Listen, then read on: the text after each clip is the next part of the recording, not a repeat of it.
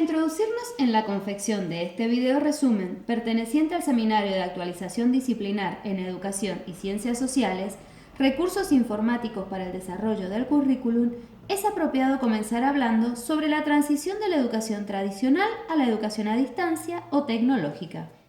El texto es presentado por Barbera Badía. Para comenzar este tema, es importante señalar cuáles son los elementos presentes en la educación tradicional y en las aulas virtuales. Para ello, se pueden mencionar profesor, alumno, contexto, tiempo educativo, contenido y metodología didáctica. La idea es reconceptualizar la categoría de entornos virtuales en vinculación a la categoría de educación y modalidad a distancia.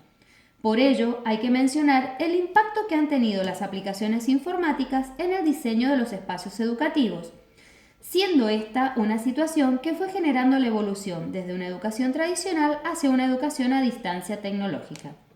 Pensemos cuál es el común denominador entre ambas modalidades, y la respuesta es que se refiere a procesos formativos. Pero si en cambio nos preguntamos cuál es la diferencia, de forma inmediata se viene a la cabeza la construcción de aulas virtuales.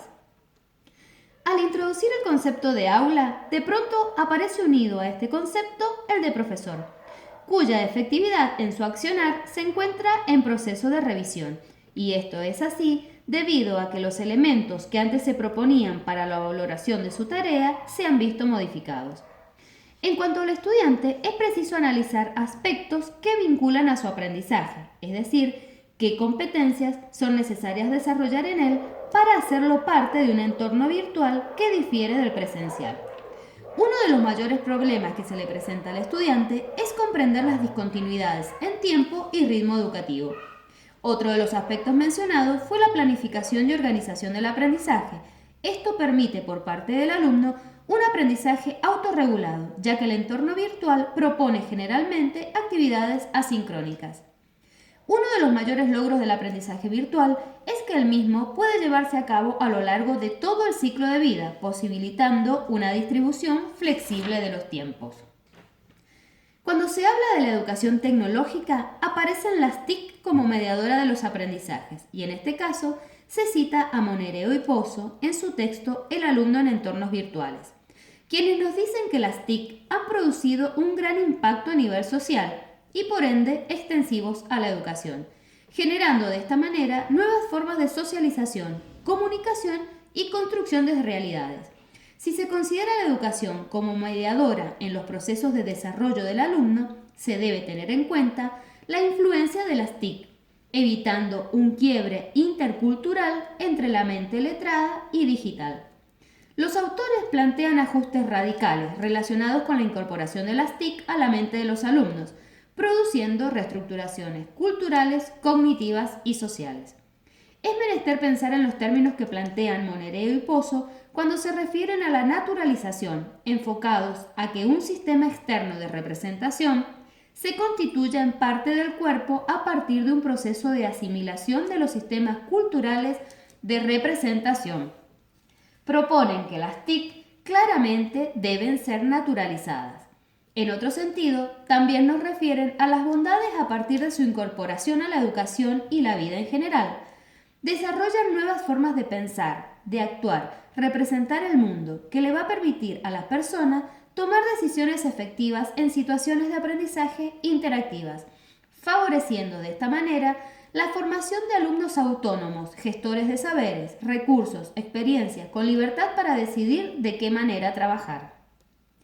Uno de los desafíos que se nos presentan es cómo debe ser el docente en estos nuevos entornos de aprendizaje, y para tal ocasión se trae a colación el texto de los profesores en entornos virtuales de Mauri y Onrubia. Ante este nuevo paradigma de enseñanza-aprendizaje atravesados por las TIC, los profesores deben dominar una serie de instrumentos que permitan realizar el andamiaje correcto.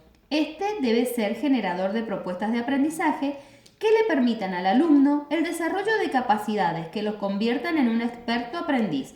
Para ello, el profesor debe ser idóneo en la búsqueda de materiales y recursos, facilitando al alumno instrumentos de acceso, colocando la tecnología al servicio del alumno y convirtiéndose en un asesor o consultor.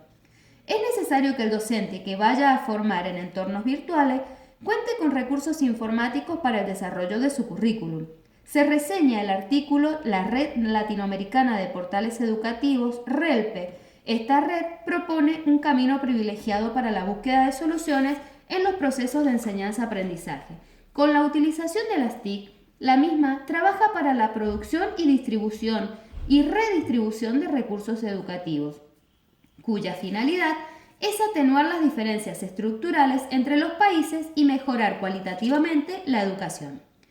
Específicamente, cuando se habla de recursos educativos abiertos, se pueden tomar los aportes de Ramírez, Montoya y Burgos en su texto Recursos educativos abiertos en ambientes enriquecidos con tecnología.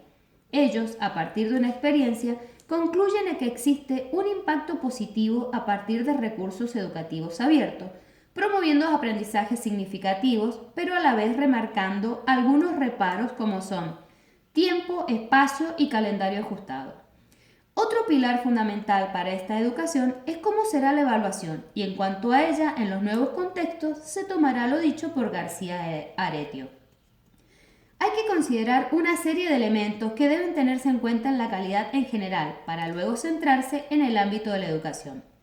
¿Qué características debe tener para llegar a la calidad mencionando la funcionalidad, eficacia, efectividad, eficiencia, disponibilidad, información e innovación, haciendo referencia también a la calidad de los materiales y los recursos, y puntualizando las cuestiones técnicas, pedagógicas, económicas y de distribución?